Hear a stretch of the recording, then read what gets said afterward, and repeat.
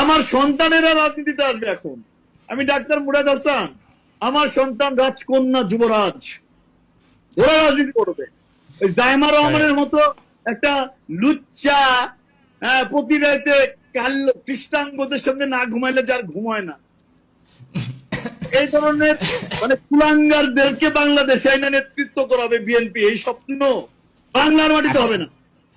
এখন এই তারেক জিয়াকে কিছু বলবেন না? আপনি সবাইকে বলছেন তারেক জিয়া কিছু বলবেন না? তারেক জিয়া সম্পর্কে তো এটা তো মানুষের জাতি না এটা ভাইয়া। আপনি যদি ওর সম্পর্কে কথা বলতে বলেন, আমি একজন ডাক্তার মানুষ ভাই, শোনেন, আমি একজন মেম্বার অফ পার্লামেন্ট, আমি একজন প্রতিমন্ত্রী, মাননীয় প্রধানমন্ত্রী আমাকে বানাইছে, আমার মুখ ভীষণ খারাপ।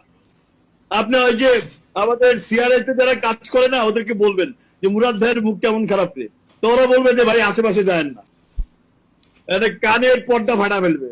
তো আমি ওর সম্পর্কে খালি এটাই বলবো যে এই বেদনমা সম্পর্কে আমার কিছু বলার নাই। ও বেগম জিয়ার পোলা না কার পোলা এটা আল্লাহ জানে। ও কি জিয়াউর রহমানের পোলা না কার পোলা এটা আল্লাহ রাব্বুল আলামিন ছাড়া কেউ বলতে পারবে না। এর চেয়ে বেশি কিছু বলার নাই ভাই আমার। হালকা কনফিউশন তো থাকতে পারে ওটা নিয়ে। এটাই তো বললাম যে ওর সম্পর্কে বলার ভাষা, মানসিকতা, রুচি, ইচ্ছা কোনোটাই আমার নাই।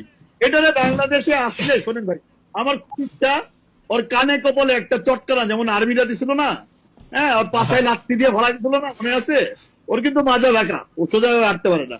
তো 1/11 এর পরে যে ঘটনাগুলো ঘটেছিল ভাইয়া, এটা আপনি একটু রিকল করলে, আপনার মেমোরিকে রিকল করলে আপনি মনে করতে পারবেন।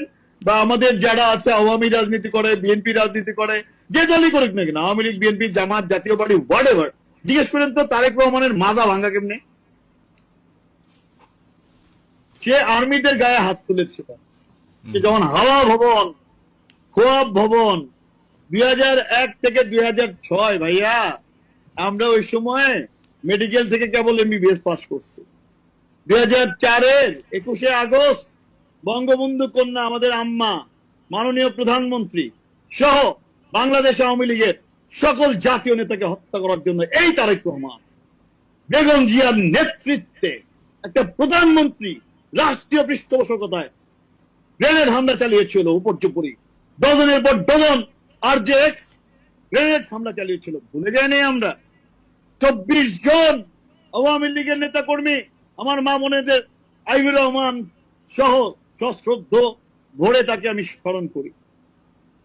আমাদের কর্পোরাল মাহবুব শেষ বুলেটের গুলিগুলো নিজের শরীরে নিয়ে বঙ্গবন্ধু কন্যাকে তার সেই গাড়িতে তুলে দিয়েছিল। ভাইরা, আমরা কথা বললে বিএনপি বেগম জিয়ার গায়ে কাপড় থাকবে না, কাপড় টাপড় থাকবে না কারো গায়ে।